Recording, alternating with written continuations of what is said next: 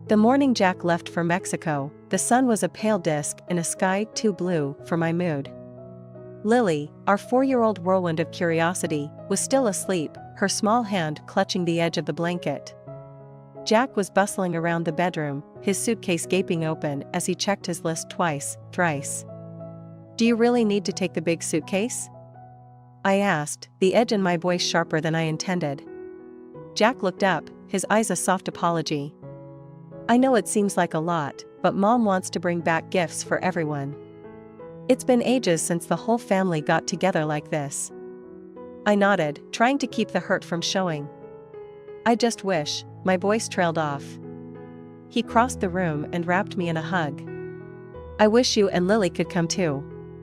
You know that, right?" Lily chose that moment to toddle into the room, rubbing sleep from her eyes. "Daddy, you go on airplane?" she asked, her voice thick with sleep. Jack knelt down and took her in his arms. "Yeah, princess. Daddy's going to see the family with Grandma and Grandpa. But I'll bring you a big surprise, okay?" She seemed satisfied with the promise, nestling her head against his shoulder. After Jack left, the house echoed with an unfamiliar silence. Lily played with her toys, unaware of the tension that had seeped into the walls. I was clearing up the breakfast dishes when my phone pinged with the first notification. A hotel booking in Cancun, enough to make my heart skip a beat. I stared at the screen, the numbers glaring back at me. My fingers trembled as I typed out a message to Jack. "Did you just book a hotel on our credit card?" "That's a lot of zeros, Jack." His reply came minutes later, "It's all under control. Marie's handling it. Trust me." But trust was a currency in short supply. As the days passed, each notification was a fresh wound, a tally of experiences we were excluded from. I tried to lose myself in work and in making days fun for Lily, who asked more than once why we couldn't go to the beach with Daddy. The day before they were due back, I sat Lily down for a talk. "Daddy will be home tomorrow. We can show him how well we've managed, just us girls." She nodded, a frown creasing her small forehead. "Will he be happy to see us?" I pulled her into a hug, the weight of my own doubts a heavy cloak. "Very happy," I promised, hoping my words were true. The morning they returned, I stood by the window, watching the driveway. The minivan turned the corner, and my heart raced. 2 weeks felt like 2 months, and the reunion I had imagined was tinged with the residue of betrayal. As the family poured out, laughter and chatter spilling into the quiet morning, I braced myself for the confrontation, for the explanations. But nothing could have prepared me for the truth that was waiting to unravel the knot of misunderstandings between us. The family minivan pulled into the driveway just past noon, its tires crunching over the gravel like the ticking of a clock that had finally wound down. The door burst open, and the cascade of Jack's family spilled out in a riot of color and noise, a stark contrast to the gray quiet that had settled over the house in their absence. Lily pressed her face against the living room window, her hands leaving smudges on the glass. "Mommy, look. They're back." I forced a smile, lifting her into my arms so she could get a better view. "Yes, sweetheart, Daddy's home." But as I watched them, a knot tightened in my stomach. They moved with a peculiar haste, their laughter not reaching their eyes. And then I saw Jack, trailing behind the rest, his face drawn, eyes that once sparkled with mischief, now dull and averted. I set Lily down and stepped outside, the screen door slamming behind me with a finality that made me wince. "Jack," I called, my voice steady, despite the tremor I felt inside. He stopped, his shoulders tensing. Slowly, he turned to face me. "Hey," he said, a word so simple and yet so laden with unspoken tension. "What's going on, Jack? Why does everyone look like they're at a funeral?" My voice cracked, betraying my feigned calmness. Before he could answer, his mother, a sturdy woman with lines of kindness etched into her face, approached me. "Let's go inside, dear. There's a lot to explain." We settled in the living room, a mismatched gathering of in-laws and nieces and nephews, all eyes on me. Jack sat next to me, took my hand, his grip tight. Marie wanted to have one last adventure with all of us, Jack began, his voice a whisper of its usual strength. She's been sick. Very sick. The room went still, the air heavy, as if everyone was holding their breath. Sick? How sick? I asked, the words a fragile bridge across the chasm that had opened between us. It's terminal, his father said, the stoic man I'd known for years now struggling to keep his voice level. She didn't want the world to shrink to hospital rooms and sympathy. She wanted to live fully until the end. I glanced around the room, at the faces marked with shared grief, and understood the weight of the secret they had carried. Why didn't you tell me? I asked, feeling the sting of exclusion all over again. We wanted to, Jack's sister added, her eyes red-rimmed, but Marie was adamant. She didn't want pity. She wanted this trip to be about joy, not sadness. And the charges? I pressed, the practical side of me needing answers. Jack squeezed my hand. Marie. She insisted. She wanted to make sure you and Lily were part of it, in a way. It was her gift to you both. I struggled to digest it all, the enormity of the situation pressing down on me. A gift, I repeated, the word tasting bitter. Yes, Jack said, his eyes finally meeting mine. She's leaving us with memories, not just bills. She wanted to pay for it all, didn't want to leave any debts behind. I looked down at our intertwined hands, at the man I had loved and raged against in equal measure these past weeks. In that moment, the anger began to ebb, replaced by an aching sorrow for the sister-in-law I barely knew and the family that was grappling with an impending loss. We have pictures, Jack said softly. Marie wanted to document everything, for you, for Lily. When you're ready, we can look at them together. Lily, sensing the shift in the room, came over and climbed into my lap, her small presence a balm to the raw edges of my emotions. Is Daddy sad? She asked, looking up at me with wide, innocent eyes. Just a little, baby. But he's also very happy to see us, I replied, my voice steadier as I wrapped my arms around her. Jack leaned his head against mine, a silent thank you for understanding, for the forgiveness that was beginning to take root amidst the chaos of our upturned lives. The house was quiet, the kind of hush that falls after a storm, when even the world seems to hold its breath. The family had retreated to their respective corners, grappling with the raw edges of Marie's truth, leaving me and Jack sitting side by side on the creaky old couch that had become an unwitting confidant to our family's deepest moments. Jack broke the silence, his voice a strained whisper. I wanted to protect you from this, from the pain of knowing. I turned to him, my heart a tangle of hurt and compassion. But it's our pain to share, isn't it? We're in this together. He nodded, his eyes glistening with unshed tears. I know. And I'm sorry.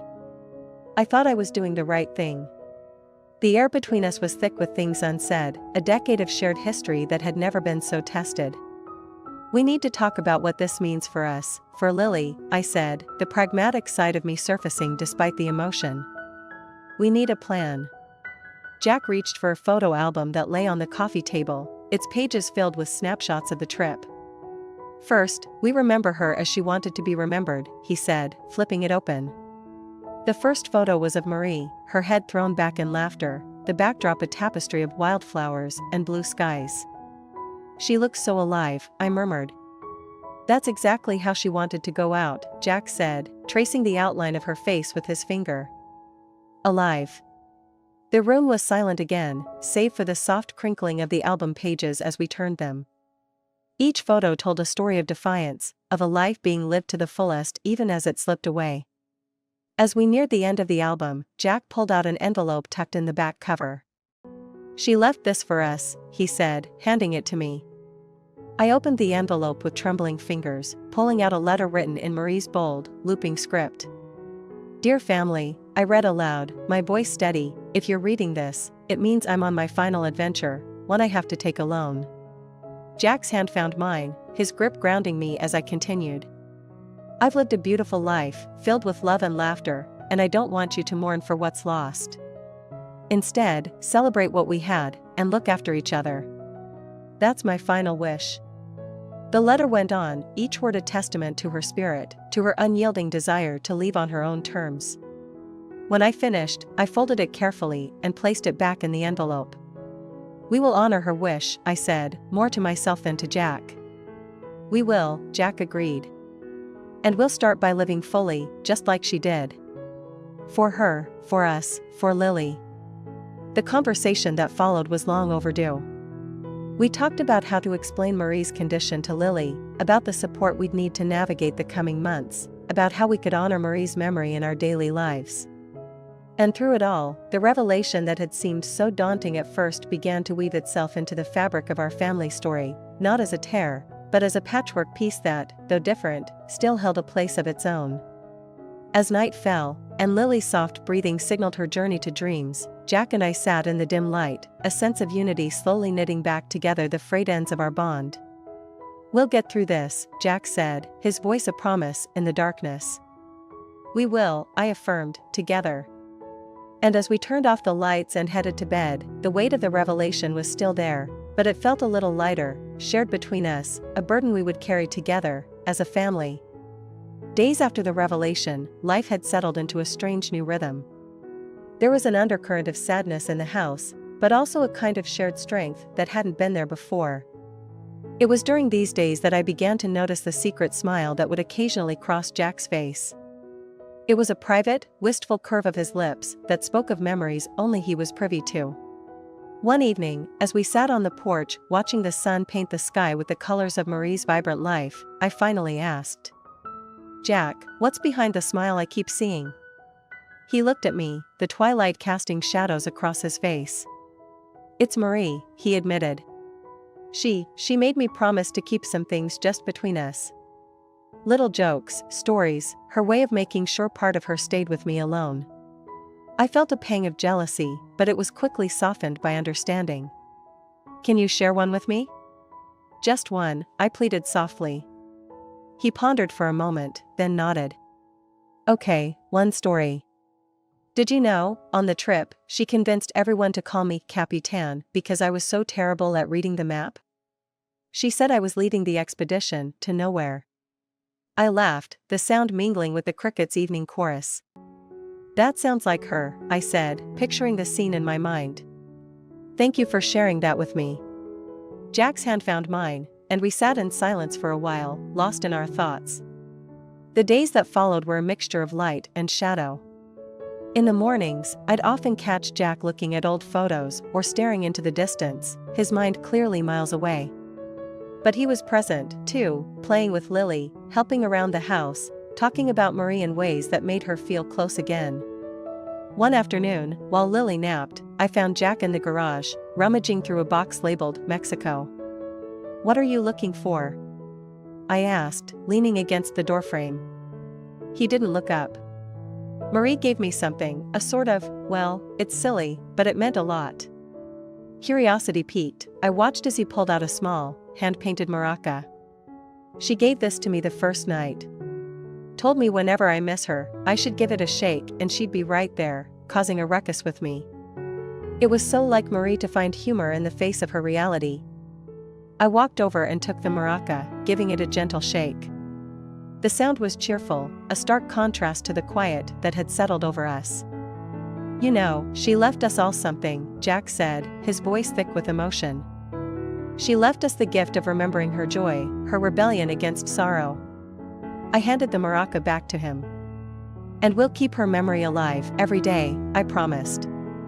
That evening, as we sat down for dinner, Lily asked about the maraca. Jack told her a story about her Aunt Marie, a tale full of laughter and silliness, and for the first time in weeks, our home was filled with the echo of joy.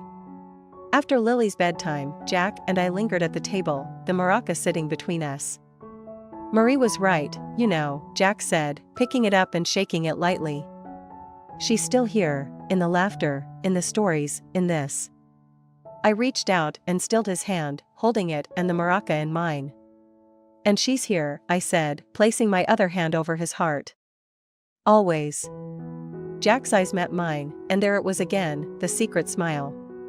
But this time I understood. It was a smile of shared memories, of love that didn't end with a goodbye. We sat there, hands entwined, the maraca a bridge between the past and present, between sorrow and the smiles that would come, secret no more. The legacy of Marie was not something that could be touched or held, but rather felt and lived. It was in the way the morning light would spill through the curtains, in the warmth of a shared glance, in the echoes of laughter that still hung in the corners of the rooms. The house had become a living monument to her spirit, and every day we found new ways to honor her memory. Jack had started a project in the backyard, something he said Marie had always wanted. A garden, vibrant and wild, much like she had been.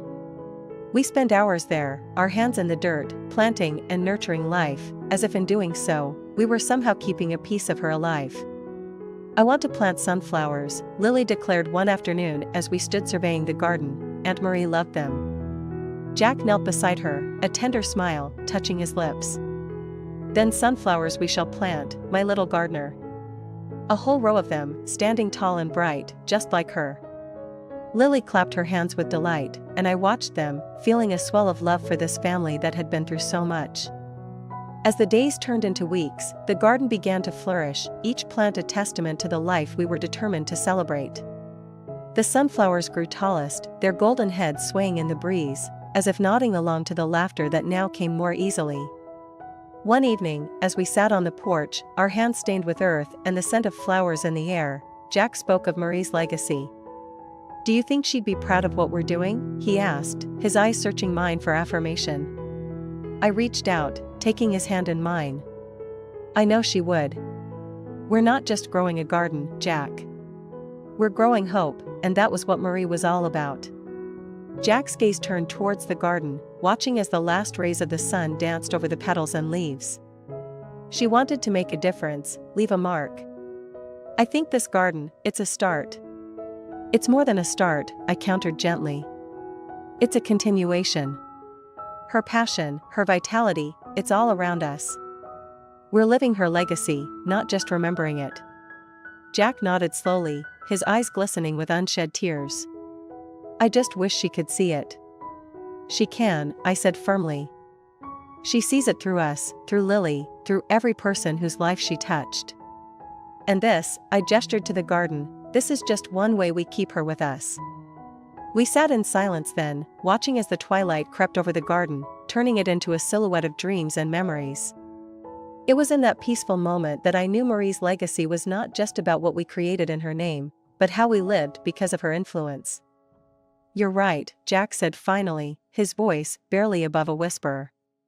"Her legacy is in every choice we make, every laugh we share, every memory we hold on to.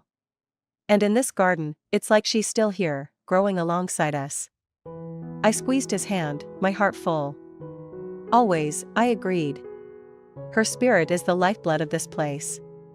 As night settled around us, the garden became a shadowy oasis where the past met the present, and hope bloomed in the fertile ground of a legacy that would never die. It was a legacy of love, laughter, and the unwavering courage to keep going, no matter what. And as we stood up to go inside, I knew that with every sunrise, with every bloom that opened to the sky, Marie would be smiling down on us, her legacy secure in the hands of those who loved her most. In the wake of Marie's passing, the concept of wealth had been irrevocably altered for Jack and Lily. Where once there might have been aspirations for material gain, now there was a profound understanding that the truest form of wealth was found in the moments they shared and the love that bound them together. It was a lesson hard learned, but one that had become the foundation of their existence. The 6th chapter opens with a scene that perfectly encapsulates this new philosophy. Jack is seen sitting at the kitchen table, his brows furrowed over a sea of bills and papers. Lily is painting at her easel nearby, her strokes bold and confident. "Daddy, why do you look so sad?" Lily's voice cuts through the silence, innocent and concerned. Jack looks up, his face softening. "I'm not sad, pumpkin. Just thinking about grown-up things." "Like money?" she asks, her paintbrush pausing in midair. "Yes, like money," he admits, sigh escaping his lips. Lily puts down her brush and walks over, her small hand finding his. "Aunt Marie said that love is the best kind of wealth. Do we have that?" Jack's eyes meet hers, and there is a wealth of emotion in that gaze. "Oh, Lily. We have that in spades." They share a smile, and it's a poignant reminder of Marie's enduring wisdom. The narrative then follows Jack as he navigates the complexities of his new life, the financial strain made bearable by the outpouring of support from the community. Friends and neighbors, many touched by Marie's generosity in the past, come forward with acts of kindness. There are home-cooked meals, offers to babysit Lily, and even anonymous donations. One evening, as Jack is tucking Lily into bed, she murmurs sleepily, "Everyone loves us so much, Daddy. Is it because we're rich with love?" Jack, who is perched on the edge of her bed, brushes a stray lock of hair from her forehead. "Yes, my dear.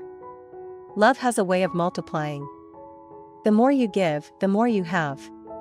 But Aunt Marie gave all her love away. Why isn't she here to get it back?" Lily's question is a whisper against the quiet of the room. Jack takes a deep breath, his heart aching with the weight of her inquiry. Sometimes love is like a boomerang. It doesn't come back in the way we expect. Aunt Marie's love is coming back to us through all the people she cared for. And that's a kind of magic that never ends. Lily nods, her eyes fluttering closed, a contented smile playing on her lips. "Magic love," she whispers. "I like that." The chapter closes with Jack sitting on the porch, the stars twinkling above him as he reflects on the journey so far. A neighbor, Mr. Wilson, joins him, and they talk about the community, the garden, and Marie's lasting impact. "Jack, you've got something special here," Mr. Wilson says, his voice gruff with emotion. "You and Lily, you've got the kind of wealth that money can't buy." Jack nods, his gaze on the garden where the shadows play. "I'm beginning to realize that. And I'm grateful for it every single day." They sit in companionable silence, the night around them a testament to the enduring power of love. It's clear that while Marie may be gone, the wealth of love she left behind continues to grow and sustain those she left behind. The legacy is not just in the tangible, but in the connections and the community that thrive in the space where her memory lives on.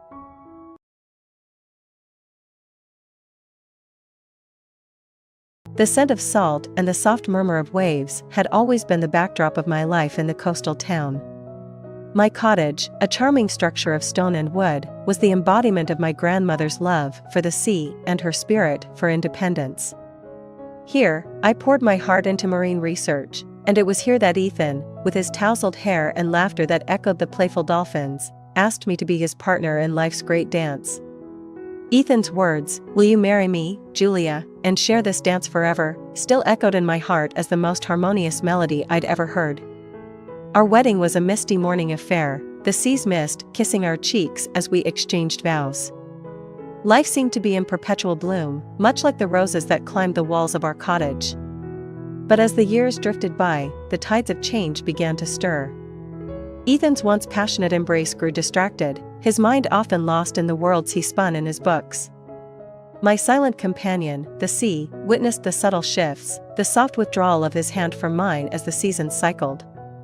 One evening, as the autumn leaves began their descent, Ethan's parents arrived, their faces etched with lines of worry deeper than the trenches I studied. Their home, once a fortress against uncertainties, had been claimed by an unforgiving economic tide. "Julia, my dear, we have nowhere else to go," Ethan's mother whispered, her voice a brittle leaf in the wind. His father, a stoic man, stood silent, his eyes pleading. Ethan, looking to me with hope and desperation, said, "They just need a place to weather this storm, just for a little while. Can we offer them our home?" How could I say no? This was family, and family meant anchoring each other against the capricious seas of fate. So, I nodded, and our home became theirs. Days stretched into weeks as Ethan's parents settled into a routine that clashed with the rhythm of our life. The study, my sanctuary where I'd lose myself in the mysteries of the ocean's depths, became their room. My meticulous notes and delicate samples were packed away to make space for their belongings. "You don't mind, do you, Julia?" Ethan asked one day, as we shuffled my research into boxes. "It's just until they get back on their feet." His words were meant to be reassuring, but they felt like anchors tying me down. My sanctuary was slipping away, and with it, the essence of who I was. "I don't mind," I lied, forcing a smile as I sealed another box, a small piece of myself tucked away with my research. I turned to look out the window, where the horizon blurred into the sea, wondering when the tide would turn in my favor once again. The rhythm of the coastal town was like the heartbeat of the earth, slow, steady, and serene.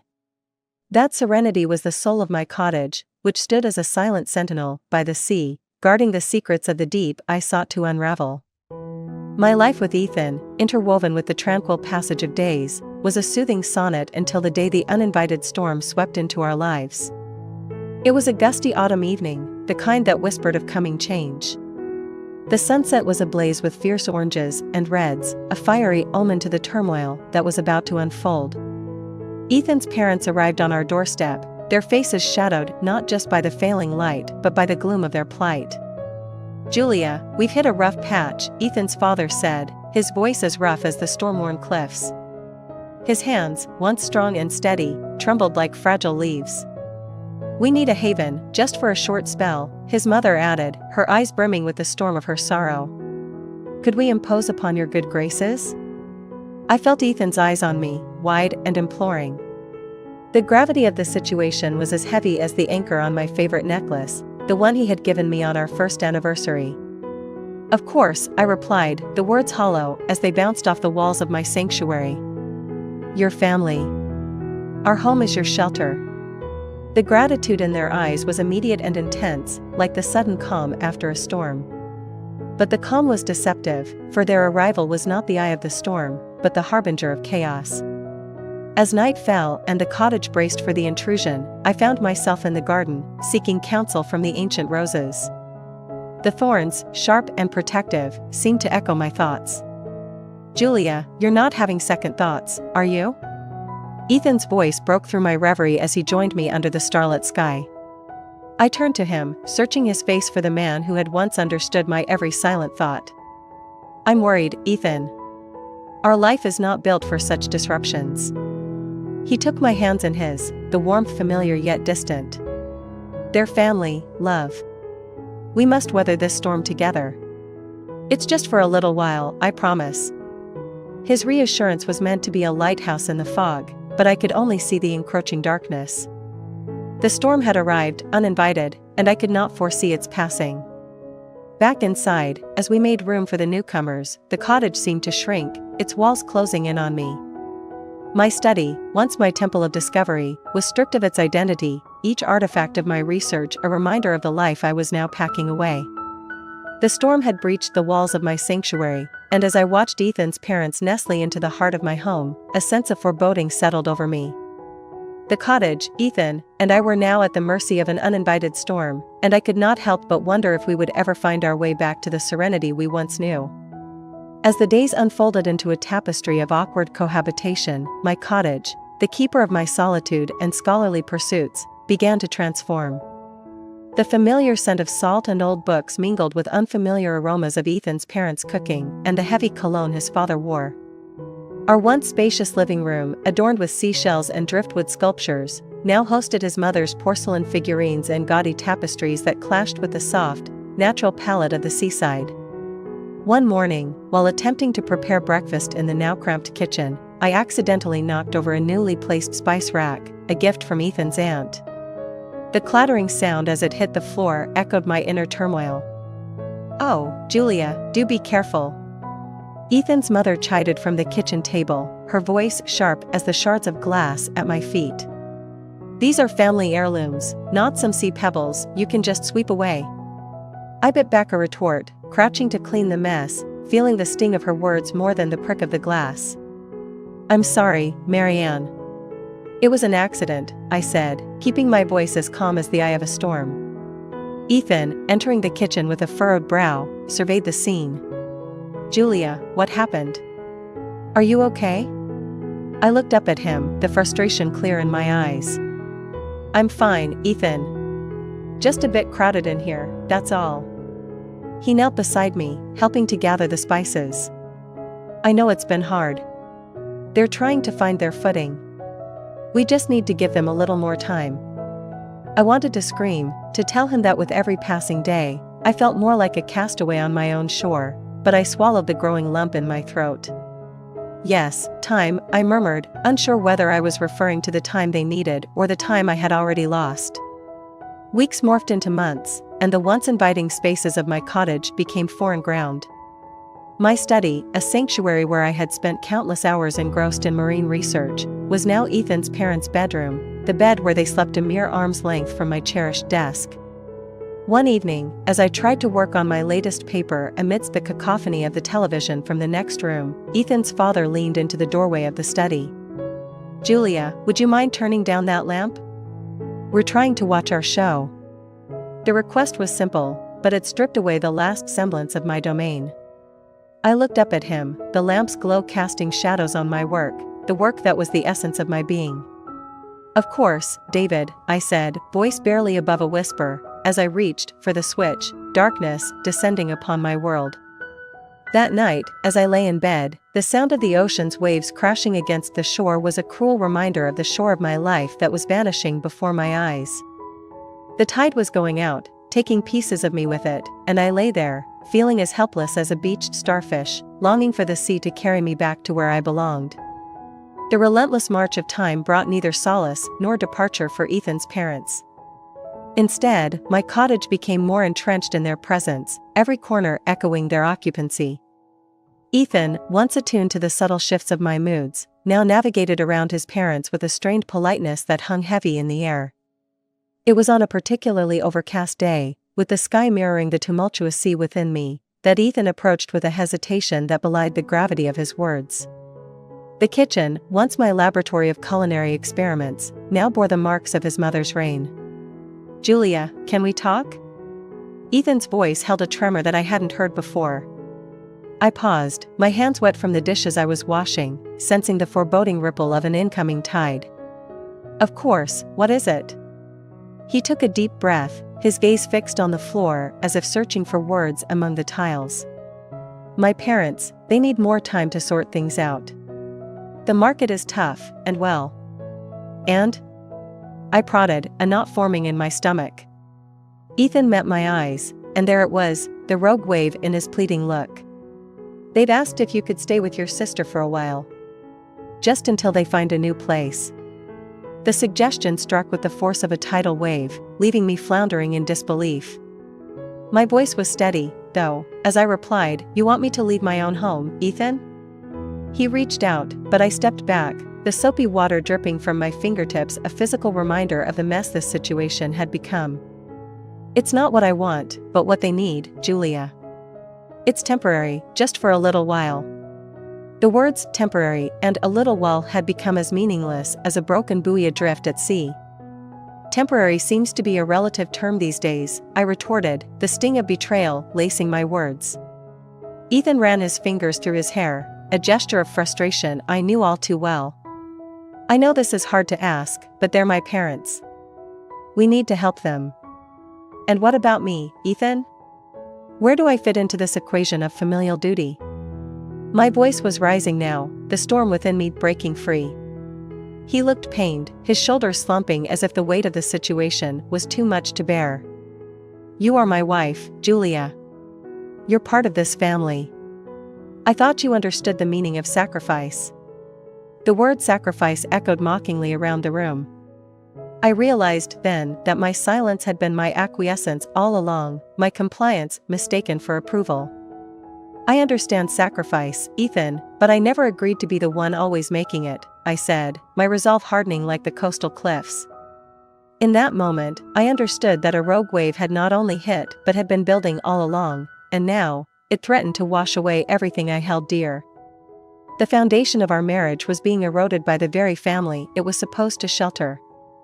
As Ethan stood there, looking as lost as a ship in a maelstrom, I knew that the next choice I made would either anchor me to this spot or set me adrift in search of new horizons. The rogue wave had hit, and in its wake, I would have to find my footing or be swept away forever. The cottage, once a vessel of cherished memories and scientific discovery, was now submerged in an undercurrent of tension and unspoken regrets. The relentless presence of Ethan's family, like an invasive species, altered the delicate ecosystem of our home. Ethan's plea for me to vacate my sanctuary had become the catalyst for a revelation, a hidden current that had been stirring beneath the surface of my compliance. It was amidst this turmoil that I found myself in the attic one afternoon, seeking refuge among the relics of my past. The attic, with its dust-laden beams and musty scent, held the remnants of generations. There, tucked away in an old steamer trunk filled with my grandmother's possessions, I discovered a collection of documents yellowed with age. As I sifted through them, the musty air seemed to thicken with the gravity of my find. The papers, penned in my grandmother's elegant script, were like a beacon from the past. They spoke of the cottage and its lineage, of its intention as a place of solace for the women in our family. I was poring over the legalities when Ethan found me, the dim light casting long shadows across the attic. "What are you doing up here, Julia?" His voice was soft, tinged with concern. I looked up, the weight of the papers in my hand grounding me as I met his gaze. "Discovering the truth," I said, my voice a mere whisper, but resolute. Ethan crossed the attic to sit beside me, his eyes scanning the documents now spread between us. "What truth?" "These papers," I began, my fingers tracing the faded ink, "state that my grandmother left the cottage to me, and only me. It was meant to be a sanctuary, Ethan. For me. For us. But not for an indefinite family occupation." Ethan's face paled as he absorbed the words, the implications as clear as the coastal waters on a calm day. "Julia, I had no idea." There was a silence then, filled only by the creaking of the old house and the distant call of seagulls. "I've been adrift, Ethan, in my own home," I continued, the hidden current of my words now surfacing. "I've been silent, but no longer. It's time to reclaim what is rightfully mine." Ethan reached out, his hand hovering over the papers as if to touch them would solidify their reality. "What do you want to do?" I took a deep breath, the air filling my lungs like a sail catching the wind. "I want my home back, Ethan. I want our life back. And that means your parents need to find another place to live." He nodded slowly, the crestfallen look in his eyes telling me he understood the magnitude of what I was saying. "I'll talk to them," he said, finally touching the paper, a symbolic gesture of acceptance. "I'll make this right." As I watched him descend the attic stairs, the papers clutched in his hand, I felt the tide within me shift. The hidden current had been revealed, and with it, a newfound strength surged through me. I was the keeper of the cottage, the custodian of my own fate. And it was time for the tides to change. As the sun cast its golden net over the horizon, the cottage seemed to hold its breath, awaiting the change in the tides. The walls, once suffocating in their closeness, now stood firm around me, protectors of the legacy my grandmother had entrusted to me. The aged papers from the attic lay on the table before me, their power palpable in the silence of the early morning. I was sipping my tea when Ethan walked in, his face etched with the lines of difficult conversations had and decisions made. "Julia, I've spoken with them," he began, his voice a mix of resolve and sadness. "And?" I pressed, setting down my cup, its clink of punctuation in the stillness. "They'll leave," he said simply. "They understand that this was never meant to be a permanent solution. I'm sorry for not seeing it sooner." I felt a release then, a loosening of the knot that had tightened in my chest over these past months. "Thank you, Ethan. It means more than you know." He sat across from me, his eyes searching mine. "What will we do now, Julia? Where do we go from here?" I reached for his hand, feeling the familiar warmth that once promised forever. "We start anew, Ethan. We chart a new course, together. But we also set boundaries, for us, for our sanctuary." Ethan nodded, squeezing my hand in his. "I want that. I want us to go back to the way things were, to find our way back to each other." I smiled, the gesture tinged with the melancholy of lessons learned. "We can never go back, Ethan. But we can move forward, wiser and more aware of the currents that run beneath the surface." In the days that followed, the cottage slowly shed the remnants of its unwanted occupants. Ethan's parents, with subdued farewell, embarked on their own journey to an uncertain future. And as the door closed behind them, the cottage seemed to exhale, the air lighter and filled with the promise of reclaimed dreams. The roses outside bloomed with a vigor as if in celebration of the renewal within. Ethan and I spent our days restoring the cottage to its former glory, each brushstroke and rearranged piece of furniture an act of healing. One evening, as we sat in the garden, the sea whispering secrets to the shore, Ethan turned to me, a glimmer of the old mischief in his eyes. "Julia, do you think the tides are with us?" I leaned into him, my head resting on his shoulder. "They are, Ethan. As long as we respect their ebb and flow, as long as we swim together with the currents and not against them." And there, with the setting sun casting a soft glow over our little haven, we began to chart our new course. The cottage, with its ivy-clad walls and ocean views, stood as a testament to the strength of one woman's resolve and the enduring power of love. It was a beacon, a lighthouse guiding us through the misty waters of life, and as the stars began to sprinkle the sky with their silver light, I knew that we would navigate this journey with grace and fortitude. For I was the ocean's daughter, and this was my shore.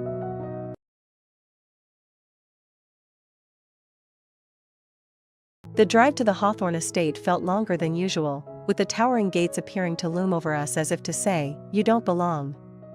Michael squeezed my hand, a silent reassurance that seemed to dissipate as quickly as it came when we crossed the threshold. The grand hall was steeped in the silence of anticipation, a prelude to the storm I knew was coming. The family's portraits glared down from their gilded frames, witnesses to the countless dramas that had unfolded beneath them. Michael's aunt, a woman with a hawk-like gaze, was the first to break the silence. "Emma, dear, how lovely to see you've made an effort today," her voice dripped with a condescension that could erode steel. I offered her a smile, one that didn't quite reach my eyes. "Aunt Lydia, it's always a pleasure to see you as well." The words were polite, but we both knew the dance of niceties was just a veneer over old wounds. The clock chimed, a harbinger of the moment we were all dreading. Patricia swept into the room, the matriarch in full command of her court. The air seemed to thin, making it hard to breathe. "Family," she began, her voice cutting through the murmurs, "we are at a crossroads." Her eyes, like flint, sparked as they landed on me. "It's time to address the elephant in the room." Michael, ever the peacemaker, intervened. "Mother, please, let's be civil. Emma is—" "Silence, Michael," Patricia interjected sharply. "I will not be lectured on civility in my own home." She turned to the gathered kin. "Emma, she will never be one of us. Her presence is an affront to the Hawthorne name." The words were a slap, echoing off the walls, resonating with years of veiled slights and open hostility. I felt Michael's hand tense in mine, his own battle between filial duty and marital loyalty playing across his face. "I understand," I said, my voice steadier than I felt. "If that is your wish." I reached into my purse, the leather crackling under my fingers. The paper felt heavy as lead as I unfolded it, each crease a testament to the weight of its contents. "This is a letter from Charles, your husband, my father-in-law." I began to read, the script a stark contrast to the opulence around us. "In my twilight years, I've come to realize that wealth and blood are poor substitutes for love and kindness," I read aloud, the words resonating in the hush of the hall. Patricia's face turned a shade paler, her poise faltering for a moment. "That's impossible. Charles would never." The letter continued, weaving a tale of regret and a plea for the future, a future where warmth and acceptance held more value than the cold currency of old money. As the final words hung in the air, a profound shift permeated the room. It wasn't triumph that swelled within me, but a profound sadness for the woman who stood, pale and shaken, her fortress of solitude crumbling around her. The storm had broken, and in its wake, the possibility of a new beginning whispered through the grand hall, waiting to be seized. The letter fluttered slightly in my grip, as if the words penned upon it yearned to escape into the air of the grand hall. The family, an assembly of finely dressed aristocracy, watched with bated breath, a collective statue carved from generations of privilege and expectation. Patricia, her complexion now a ghostly white, stood rooted to the spot. Her eyes, usually so commanding and sharp, flickered with an uncharacteristic vulnerability. Charles's words, I began again, the script of the letter curving and flowing like the rivers that ran through the Hawthorne lands, speak of a legacy beyond wealth. A legacy he wished to be defined by the bonds we choose to forge, not those dictated by mere circumstance. The air was thick with the unspoken thoughts of everyone present. Each person seemed to grapple with the gravity of the patriarch's concealed reflections. Michael's cousin, James, a tall man with a perennially furrowed brow, broke the silence. "What does this mean for us, then? For the estate?" His voice, although measured, betrayed a hint of the same anxiety that held the room in its grip. Patricia's lips parted, but no sound emerged. She appeared smaller somehow, less the imperious matriarch and more a woman confronted with her own fragility. The letter continued, "It is my final wish that the estate, the holdings, and all that constitutes the Hawthorne legacy be shared. Shared not only amongst those of my blood but also with those who have shown a capacity for kindness, for compassion, and for love." A collective gasp rose from the assembled kin, a murmur like the rustling of autumn leaves. "You can't possibly be suggesting..." Patricia's voice finally found its way out, a mere whisper, "that Emma and Michael..." I nodded, meeting her gaze steadily. "Yes, Patricia. Charles appointed Michael and me as custodians of his legacy, jointly." The words seemed to hover in the room, an impossible truth made manifest. But how could he? Without consulting me?" Patricia's facade of control was crumbling, her voice shaking. "The will was witnessed by Mr. Thompson, the family lawyer, and notarized in accordance with the law," I added, the practicality of the statement landing heavily in the room. Patricia's gaze shifted to the paper in my hand as if it were a lifeline that could anchor her back to reality. "May I?" she asked, extending a trembling hand. I handed her the letter, and as she read, her demeanor softened. The words of her late husband seemed to reach into her, soothing the sharp edges of her pride. "Charles always did have a soft spot for the underdog," she said, almost to herself. The room remained silent, the family watching as the matriarch grappled with the unveiling of a legacy rewritten. Michael stepped forward, placing a hand on my shoulder. "Mother, this isn't the end. It's an opportunity to honor Father's true wishes, to bring the family together in a way that we've never been before." Patricia looked up from the letter, her eyes searching her son's face, perhaps looking for the boy she once knew, the boy before the man who stood with his chosen partner against tradition. The chapter closed, not with the slamming of a book, but with the turning of a page. The legacy unveiled was not just of lands and titles, but of humanity and hope, a hope that the Hawthorne name could signify something warmer, something kinder, than it ever had before. The silence that followed Michael's plea was deafening, the sort that spoke volumes in its emptiness. The grandeur of the Hawthorne estate seemed suddenly oppressive, as if the very walls were closing in, built brick by brick from the pride and prejudice of generations past. Patricia's eyes lingered on her son, the fortress of her resolve showing cracks. "Michael," she began, her voice a fragile echo of the commanding tone she had used earlier, "your father was a dreamer, always was. But this..." She waved a hand over the letter as if to dispel the words written upon it. I stepped closer, feeling the divide between us like a chasm. "Patricia," I said, my voice softer now, "these walls you've built around yourself, around us, they were never what Charles wanted." Her gaze met mine, and for a fleeting moment, I saw the flicker of something raw, something human. "And what would you know of what my Charles wanted?" The question was sharp, but the malice had dulled. "Only what he shared in his final days," I replied, holding her stare. "He spoke of regret, of time lost, and love withheld." Aunt Lydia, who had been silent until now, chimed in with a disapproving tsk. "Love is a luxury not everyone can afford, Emma. We Hawthorns have duties, responsibilities to our name. But isn't love the greatest responsibility of all?" I countered, feeling the weight of the room's attention upon me. "What use is a name, a legacy, if it's void of love?" Michael nodded, his support unwavering. "Mother, Emma's right. We have a chance to rebuild, not just the estate, but our family. To create something stronger, something real." Patricia looked from me to Michael, her expression warring between indignation and introspection. "And what of tradition?" she asked, her voice barely above a whisper, yet it carried, heavy with the weight of centuries. "Tradition," Michael paused, searching for the right words, "is the foundation upon which we stand, but we decide how to shape the home atop it. There was a pause, a collective breath held as the matriarch of the Hawthorne family contemplated the ruins of the walls she had so meticulously maintained. "It was your strength that held this family together after Charles passed," I said, acknowledging her in a way I never had before. "But maybe it's time for a different kind of strength." Patricia's eyes searched the faces around her, each one reflecting a spectrum of emotion: hope, skepticism, curiosity. Then, slowly, a transformation began. The rigidity in her posture eased, and the harsh lines of her countenance softened. "Perhaps," she began, her voice a tentative truce, "it is time for a new chapter. One not written by the expectations of our forebears, but by us, here, now."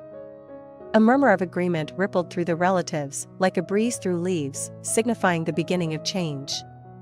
As the chapter titled "The Walls We Build" drew to a close, it was not with the crumbling of stone or the tearing down of barricades, but with the acknowledgement that the strongest walls are the ones we choose to take down ourselves. In that grand hall, amid the opulence and history of the Hawthorne name, a family began the slow, challenging work of dismantling barriers that had long divided them. As the echo of Patricia's reluctant concession faded, the room seemed to inhale deeply, the atmosphere thick with the scent of old wood and the faintest hint of change. The ancestors, peering down from their oil-painted perches, appeared less stern, their eyes no longer seeming to guard old secrets, but perhaps to encourage new beginnings. Emma felt the subtle shift, like the first crack in a long frozen lake, promising the thaw of spring. Michael, sensing the change, stepped forward, his voice carrying the tentative hope of the newly betrothed. "Mother," he began, his hand finding Emma's, "perhaps it's time we all took a step. A step towards understanding, towards the family that Father envisioned." Patricia, her back still a portrait of regality, allowed a moment of silence before responding. "And what would that look like, Michael?" Her question was not mocking, but genuinely inquisitive, a flicker of curiosity behind her steely veneer.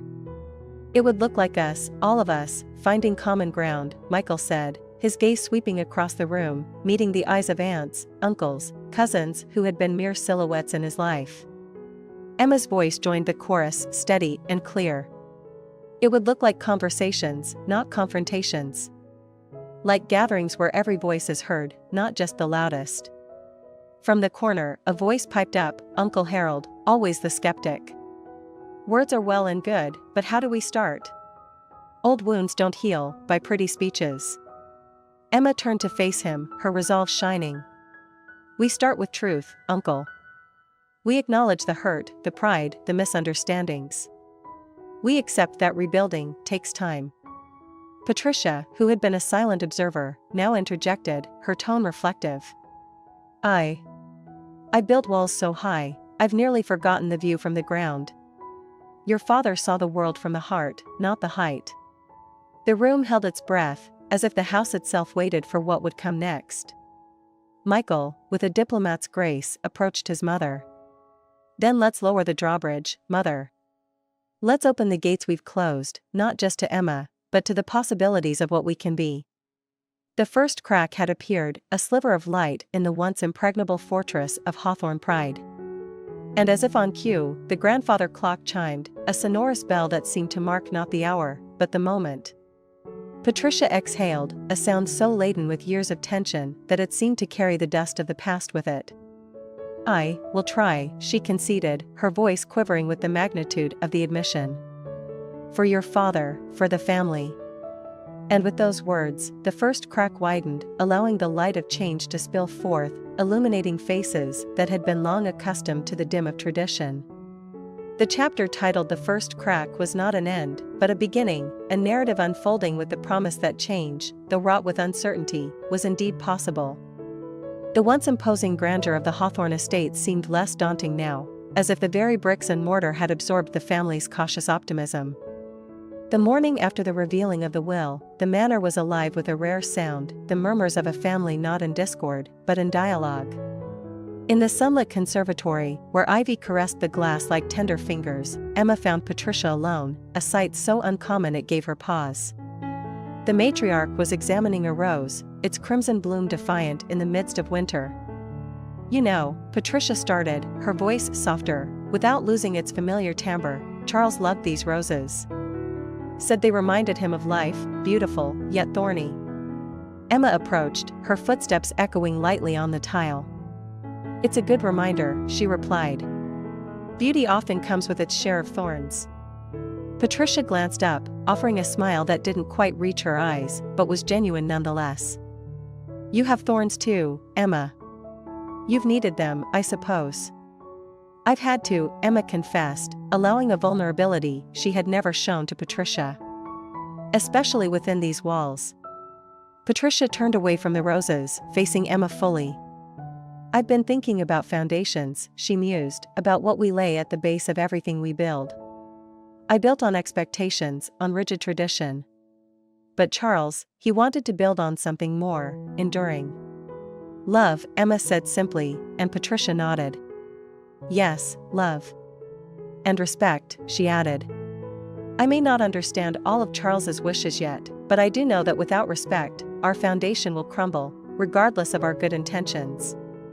Emma moved closer, a silent truce forming in the space between them. "We can lay a new foundation, Patricia. One that includes all of us. It won't be easy, but it will be worth it." Patricia looked at her, really looked at her, perhaps for the first time. "And where do we start with this new foundation?" "With honesty," Emma suggested. "And perhaps, with a family breakfast. Something informal, just a chance for everyone to talk." Patricia considered this, then nodded slowly. "I'll have the staff prepare something in the kitchen, no grand dining hall, no silver service." "That sounds perfect," Emma agreed, a smile blossoming on her face, mirroring the roses around them.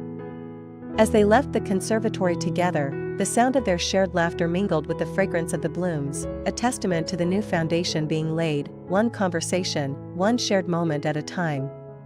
The chapter titled A New Foundation was both an end and a beginning, the closing of a book of old grievances and the opening of a new volume filled with blank pages, ready to be inscribed with the narrative of a family reborn. The air was crisp as dawn broke over the Hawthorne estate, its golden light seeping through the ancient trees and into the windows of the manor, painting the walls with the promise of a new day. It was in this gentle morning glow that the family gathered in the kitchen, a place usually reserved for staff, now a symbol of unity as they embarked on crafting a new chapter together. Emma, with a steaming pot of coffee, played hostess, an unfamiliar role within these walls, while Michael flipped pancakes, his sleeves rolled up, a look of concentration on his face that was usually reserved for the boardroom. The scene was domestic, disarmingly normal, and that normality was revolutionary. Patricia, perched on a stool by the marble island, watched the scene unfold with an unreadable expression. "I can't recall the last time we used this kitchen for anything other than staff meetings," she commented, her voice tinged with a mix of wonder and apprehension. "It's the heart of the home," Emma replied, passing her a cup of coffee. "It seems fitting that we start here." Michael slid a stack of golden brown pancakes onto a plate and set them in the center of the island. "Let's make it a tradition," he suggested, meeting his mother's gaze. Patricia accepted the mug, cradling it in her hands as if it were a delicate peace offering. "A tradition of togetherness," she mused, the words feeling foreign yet hopeful on her tongue. The rest of the family filtered in, drawn by the aroma of breakfast and the novelty of the gathering. Each face reflected a unique blend of curiosity and cautious optimism. Uncle Harold, ever the voice of skepticism, grumbled as he took his seat. "Well, I never thought I'd see the day when the Hawthorns would dine in the kitchen like a family?" Emma finished for him, a gentle nudge in the direction of the new reality they were all facing. Harold's gruff exterior softened, a rare smile breaking through. "Yes, like a family," he conceded. As they ate, the kitchen filled with conversation, a symphony of shared stories, tentative laughter, and the clinking of utensils on plates. It was a symphony long absent from the halls of Hawthorne. Patricia, observing the interactions, felt a stirring within her, a mixture of regret for the years lost and a flicker of hope for the years yet to come. "I suppose Charles was right," she admitted quietly to Emma. "The foundation of family isn't in the name, but in the moments we share." Emma nodded, her eyes meeting Patricia's. "And every moment is a chance to build something stronger. This is just the beginning, an ellipsis leading to the next sentence in our story." As breakfast came to an end, the family lingered, not yet ready to disperse to their separate corners of the estate.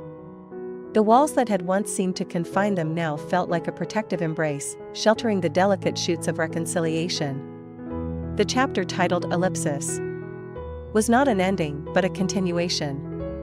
An acknowledgement that the story of the Hawthorns was still being written, its narrative arc bending towards healing and unity. The ellipsis symbolized the potential of what was yet to come, an unfinished sentence waiting to be completed with patience, understanding, and love.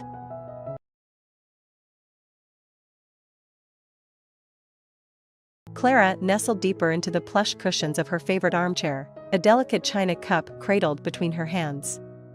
The rich aroma of the coffee seemed to blend seamlessly with the cinnamon and apple that wafted from the kitchen, where her mother-in-law, Madeline, stood as a conductor over her symphony of baking. The cozy living room, with its walls lined with bookshelves and photographs of smiling faces, wrapped around her like a warm embrace. Outside, the autumn leaves rustled as if sharing secrets in hushed tones, a prelude to the coming winter. Clara's gaze shifted to the two figures across the room. Mark, her husband of 3 years, and his mother, Madeline, were huddled together, their conversation a murmur against the crackling of the fireplace. "You've outdone yourself with the tarts this year, Maman," Mark said, his voice a soft baritone that resonated with affection. Madeline chuckled, "It's the apples. They were particularly sweet this season. Just like the surprise we have for Clara." Clara pretended to be lost in her book, but her attention was fixed on their clandestine exchange. She had learned French as a love letter to Mark's heritage, but they had never suspected how fluent she had become. "The plan is set for tomorrow," Mark continued, his words cloaked in mystery. Madeline leaned in closer, her voice a whisper, "It will be the surprise of a lifetime." She suspects nothing. The threads of intrigue wound tighter around Clara's heart. What plan could they be discussing? What surprise could they be concocting without her knowledge? A flutter of anxiety danced in her chest, but she kept her expression neutral, turning a page of her book with feigned indifference. Later, as twilight painted the sky with shades of orange and purple, Clara sat at the dinner table, the image of composure. Madeline served the apple tarts, their sweet scent a contrast to the savory meal they had just enjoyed. "So, what are your plans for tomorrow?" Clara ventured, her voice casual. Mark and Madeline exchanged a glance. "Oh, just a small family outing." "Nothing too extravagant," Mark replied, his eyes gleaming with unspoken stories. Clara nodded, a smile playing on her lips. "Sounds lovely," she said, her mind racing. She knew them well enough to sense the weight of the words left unsaid. That night, as Clara lay beside Mark, the whispers of the day echoed in her ears. She felt the presence of the unknown between them, a gentle tension that tugged at her curiosity. The whispering wind outside seemed to beckon her towards tomorrow's revelation, towards the precipice of the unexpected. And as she drifted into sleep, she made a silent vow to uncover the mystery, her heart beating to the rhythm of the autumn leaves. The dawn broke with a soft golden hue, filtering through the curtains and casting a warm glow across the bedroom. Clara awoke to the gentle pressure of Mark's hand on her shoulder and the soft murmur of his voice, "Good morning, my love. Today's the day." Clara's eyes fluttered open, and she was greeted with the sight of Mark's smile, a look of excited anticipation dancing in his eyes. "What day?" she inquired, her voice still thick with sleep, though her mind was already racing with thoughts of the plan she had overheard. Mark's grin widened, "The day of our little adventure. Get dressed and pack a bag with your favorite things. Madeline and I have a surprise for you." The word surprise lingered in the air like a melody as Clara rose from the bed. She chose her attire carefully, selecting a comfortable yet chic ensemble that would suit an unknown destination. The atmosphere in the house was electric, charged with a sense of expectation that Madeline seemed to amplify as she fluttered about the kitchen, her usual calm replaced by an almost girlish giddiness. "Clara, Sherry, you must eat something. You'll need your strength for the day ahead," Madeline called out, her voice a sing-song of excitement. Seated at the breakfast table, Clara watched as Madeline laid out an array of pastries and fruits, a feast fit for royalty. The aroma of fresh coffee joined the spread, a comforting constant in the whirlwind morning. Mark, this all seems so elaborate. Where are we going? Clara asked, her curiosity piqued as she spread jam over a slice of toast. You'll see, Mark said, a secretive twinkle in his eye. Trust me, it's somewhere you've never been before. Madeline chuckled, sliding a plate towards Clara. It's not the destination, my dear, but the journey that matters. Their cryptic answers did nothing to quell the swirling questions in Clara's mind. She noted the peculiar details, the careful avoidance of specifics, the occasional hushed conversations, the meaningful glances. It all wove a veil of secrecy that Clara was determined to pierce. As they left the house, Clara felt a twinge of apprehension. She was no stranger to Mark's love for surprises, but this was different. There was a gravity to their demeanor that suggested this was more than just a spontaneous day trip. The car ride was filled with laughter and music, a soundtrack that seemed to mock Clara's internal suspense. The landscape blurred past as they drove, not towards the city center or any familiar countryside retreat, but in the direction of open fields and distant hills. Are we going hiking? Clara ventured, trying to glean any information from Mark's carefully neutral expression. No, not hiking, Mark replied, his lips curled in a suppressed smile. Think higher. Higher? Clara echoed, her mind a whirlpool of possibilities. As the car turned into a small private airfield, Clara's breath caught in her throat. The sight that greeted her was one she had never expected, a vibrant hot air balloon, resplendent against the morning sky, waiting like a silent sentinel for its passengers. We're not just going on any vacation, Mark said, helping Clara out of the car. We're going up, just the three of us, to celebrate. Celebrate? Clara's heart skipped a beat. Her gaze shifted from the balloon to Mark and Madeline, their faces alight with shared joy. The veil of secrecy began to lift, revealing the outline of a truth that Clara had not dared to imagine. And as they walked towards the balloon, every step felt like a move towards a revelation that would change everything.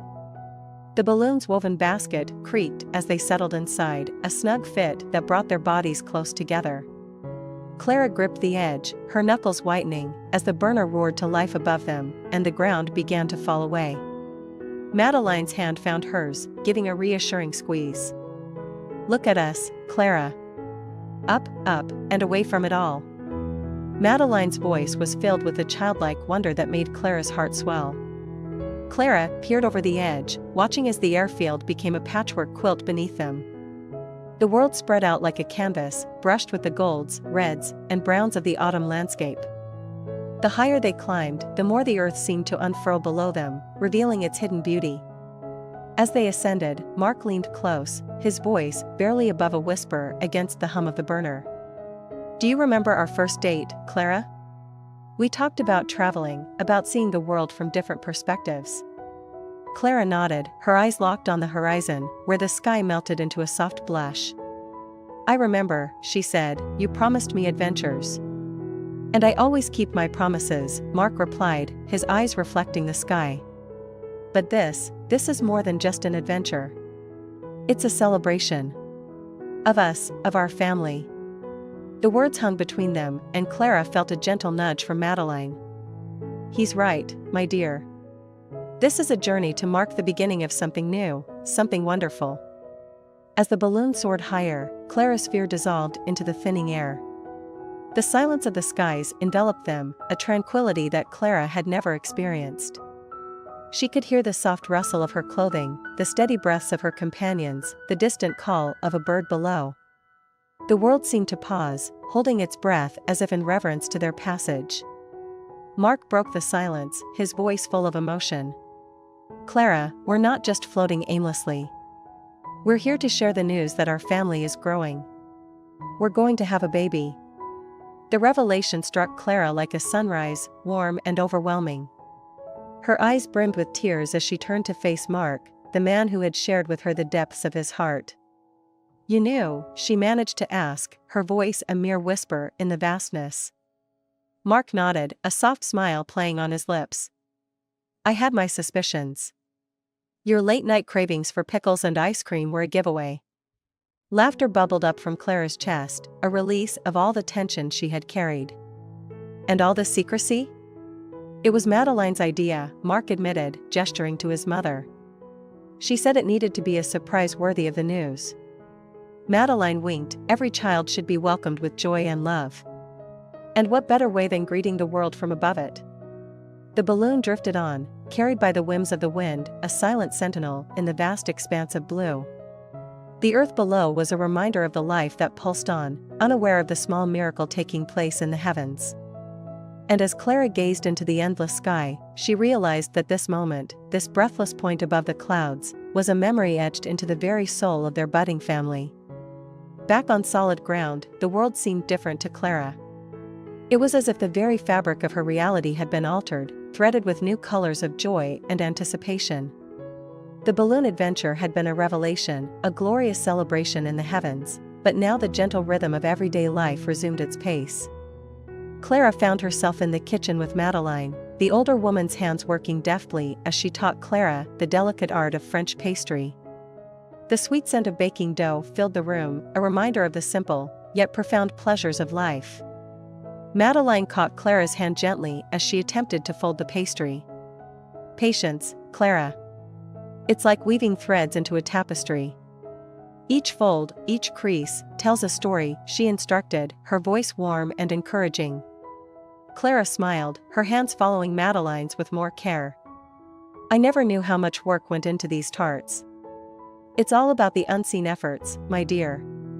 The little things that hold everything together, Madeline said, her eyes twinkling with wisdom. As they worked, Madeline began to share stories of Mark's childhood, each tale a thread in the tapestry of his life. Clara listened, enraptured by the image of a younger Mark, painted by his mother's words. He was always so adventurous, always climbing higher than he should, always looking out to the horizon, Madeline reminisced with a chuckle. One time, he climbed the big oak out back and declared himself king of the castle. Clara laughed, imagining her husband as a fearless child. And now, he's taken his wife and mother up in a hot air balloon. Some things never change. No, they don't.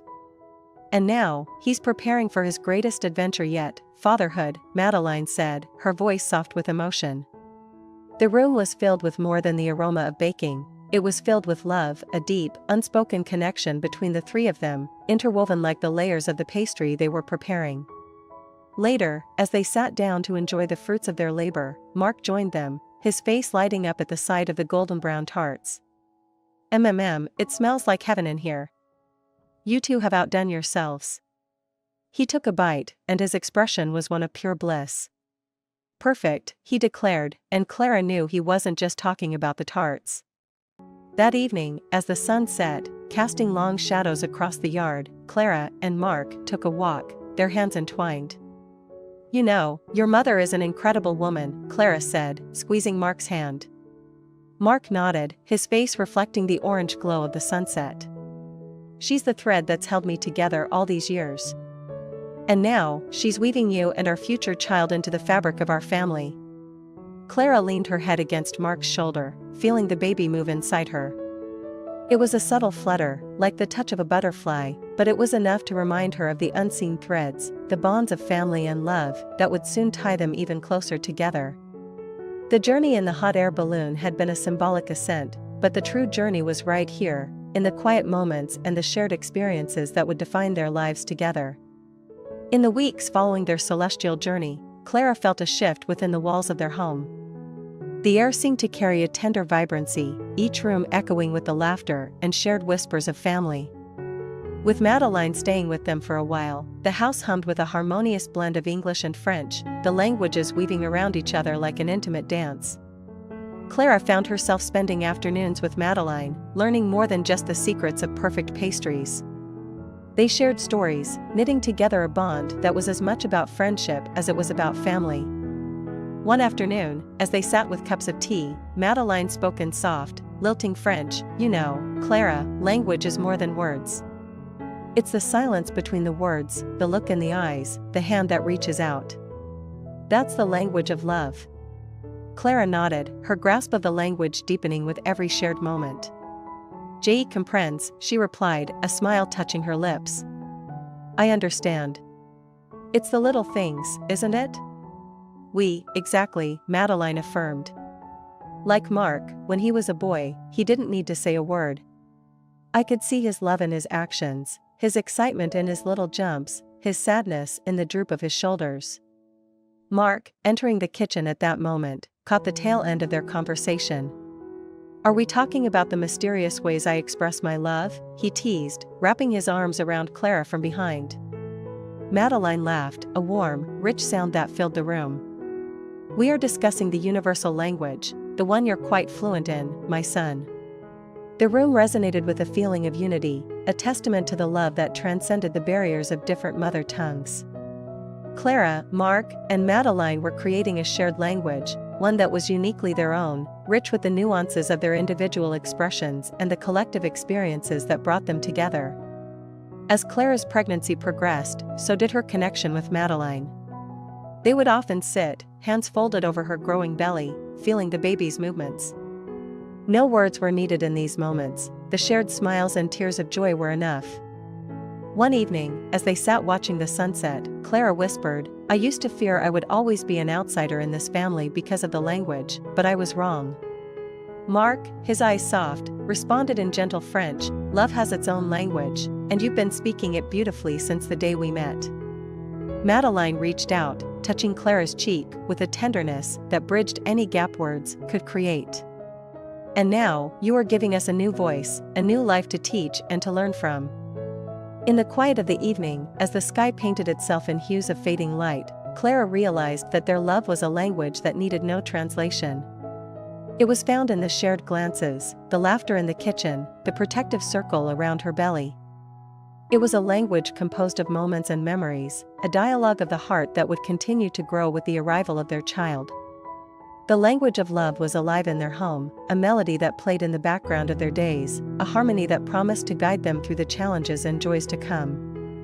It was a language that Clara had become fluent in, one that she would soon teach to the newest member of their family. The arrival of spring brought with it a new sense of beginning, the world awaking in a symphony of colors as Clara approached the final weeks of her pregnancy. Inside the nursery, pastel shades adorned the walls, soft blankets lay folded neatly, and a gentle melody from a music box filled the air with lullabies. This room, crafted with love and care, was a physical manifestation of the unseen threads that had woven their lives together. Clara stood in the doorway, Mark beside her, both gazing into the room that would soon echo with the cries and laughter of their child. "Can you believe it, Mark? Our little one will be here any day now," she whispered, her hand resting on the curve of her belly. Mark wrapped his arm around her, pulling her close. "It feels surreal, doesn't it? From the moment we took to the skies, everything has been leading to this." Their shared reflection was interrupted by Madeline's arrival, her arms laden with a hand-knitted blanket, the result of many evenings spent by the fireside. "For the baby," she said, presenting it to Clara with a smile that crinkled the corners of her eyes. "It's beautiful, Madeline. You put so much of yourself into this," Clara replied, running her fingers over the intricate patterns, feeling the love knitted into every stitch. Madeline beamed with pride. "Each thread is a wish for our little one's future, a blessing from my heart to theirs." As they arranged the blanket in the crib, the room seemed to embrace them, the tapestry of their family growing richer and more vibrant. Clara could feel the lineage of love, a lineage that started long before her and would continue long after. "Sometimes, I catch myself wondering what kind of parent I'll be," Clara admitted one evening as they sat in the living room, the baby's imminent arrival a tender topic. Mark took her hand, his touch steady and reassuring. "You'll be an amazing mother, because you love with everything you have. That's all our child could ever need. And you, Mark, will be just as your father was with you," Madeline added, her voice carrying the weight of memories. "Patient, kind, and always ready with a story to tell." They spoke of hopes and dreams, of fears and uncertainties, their words weaving through the air, joining the tapestry of their lives with every sentence spoken. They talked late into the night, not just planning but dreaming, their voices a lullaby of love and expectation. When the day came and Clara held their newborn child for the first time, the threads of their lives bound together in a moment of perfect clarity. Mark stood by her side, his hand gentle on their baby's head, his eyes reflecting the pure joy of a new father. Madeline, now a grandmother, leaned over the crib, whispering words of welcome in soft French, her voice a familiar comfort in the course of new beginnings. As they stood together, a family united, Clara realized that this was the tapestry of life, complex and beautiful, woven from moments of love, fear, joy, and anticipation. It was a tapestry that would continue to grow with each passing day, with every beat of their child's heart, with every breath they took together. In the quiet of the nursery, with the soft light of dawn caressing the room, Clara whispered to her child, "You are the thread that completes us, the piece that makes our tapestry whole." And in the silence that followed, filled only with the soft cooing of their child, the language of love needed no words, for it was felt in every thread, every stitch, every heartbeat within the tapestry of their life.